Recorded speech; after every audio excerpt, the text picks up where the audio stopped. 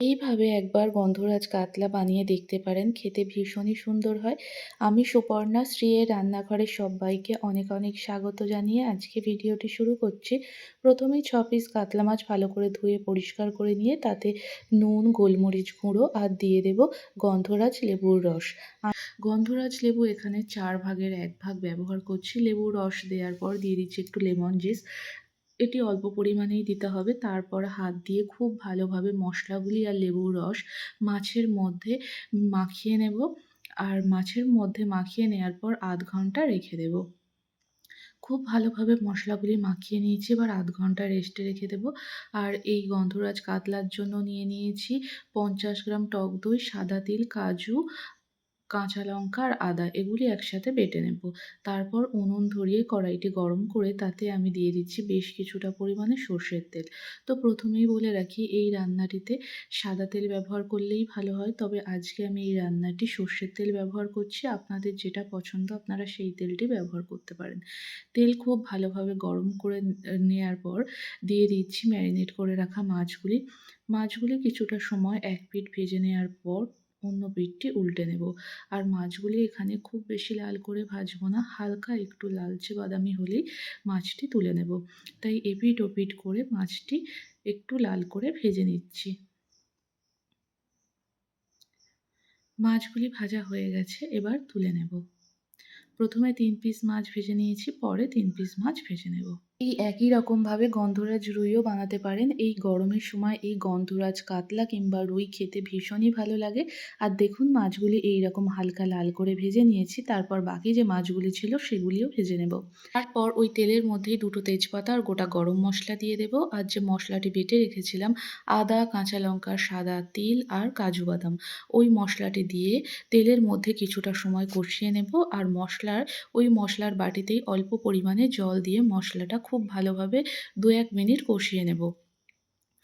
তারপর মশলাটি কষানো হয়ে গেলে যে টক দইটি ব্যবহার করছি, এখানে আমি 50 গ্রাম টক দই ব্যবহার করছি, সেই টক দইটি দিয়ে দেব।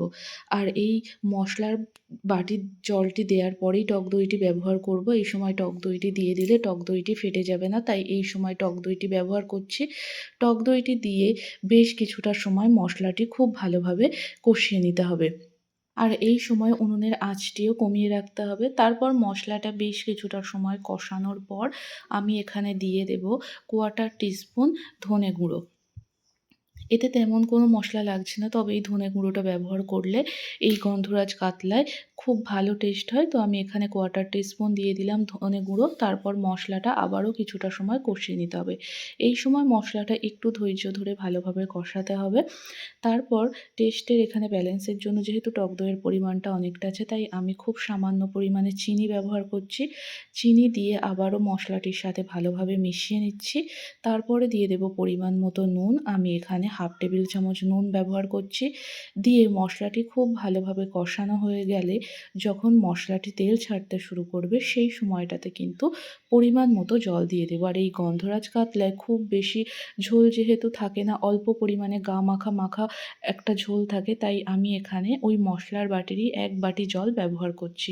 আপনারা আপনাদের যে পরিমাণে ঝোল রাখতে চাইছেন, কারণ বাড়ির মেম্বার অনুযায়ী যে পরিমাণে ঝোল রাখতে চাইছেন সেই পরিমাণে জলটি দিয়ে ফুটে উঠতে শুরু করলে মাছটি দিয়ে দেব। দিয়ে 5 থেকে 7 মিনিট উনুনের আঁচটি একদম কমিয়ে ঢাকা দিয়ে রাখবো। 5-7 মিনিট পর ঢাকাটি খুলবো। দেখুন জলটা অনেকটা শুকিয়েও এসছে আর ঝোলটি একটু গামাখা হয়ে গেছে। এর থেকে বেশি ঝোলটি শুকাবো না, এই রকমই ঝোল রেখে নামাবো। আর এই সময় দিয়ে দেব কয়েকটা চিড়ে রাখা কাঁচা লঙ্কা আর গন্ধরাজ লেবুর রস 1 টেবিল চামচ। আর দিয়ে দেব একটু লেমন জুস। আর এই সময় লক্ষ্য রাখতে হবে এই লেমন জুস দেওয়ার সময় যাতে সাদা অংশটি না পড়ে, যাতে তাতে তেতো হয়ে যাবে। তাই অল্প পরিমাণে লেমন জুস দেওয়ার পর নামিয়ে নেব। তৈরি হয়ে গেছে এই দারুণ স্বাদের গন্ধরাজ কাতলা। এই গরমে অবশ্যই বাড়িতে একবার বানিয়ে দেখতে পারেন। খেতে ভীষণই সুন্দর হয়, খুব কম সময়ে হয়েও যায়। অবশ্যই একবার বানিয়ে দেখবেন। আর ভিডিওটি ভালো লাগলে কমেন্ট করে জানাবেন আর একটি লাইক দিয়ে দেবেন।